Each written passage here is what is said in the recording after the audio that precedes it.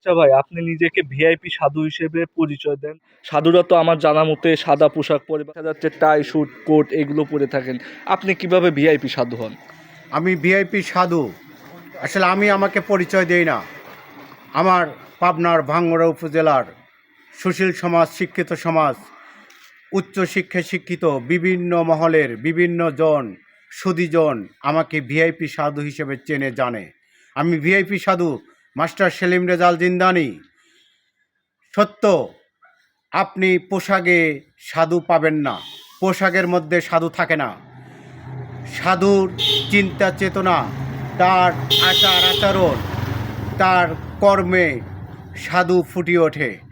আর আপনি যেটা বলছেন সাদা পোশাক পরে বিভিন্ন মাজারে বিভিন্ন পাগল, বিভিন্ন মোজ বড় দাড়ি বড়, বিভিন্ন তাবিজ কবজ, তারপরে বিভিন্ন বালা। রকমের শিকল এটা সেটা পরা, এদেরকে আপনারা সাধু বলেন না। ওই পোশাকের মধ্যে সাধু নেই।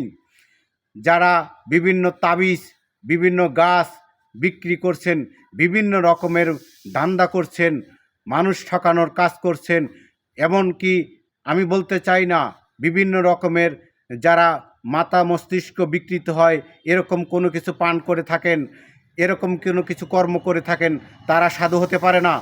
সাধুর মধ্যে কোনো পোশাক থাকতে পারে না। আমি ভিআইপি সাধু, আমি উচ্চশিক্ষায় শিক্ষিত একজন, আমি সাধু, এবং এটাই সত্য।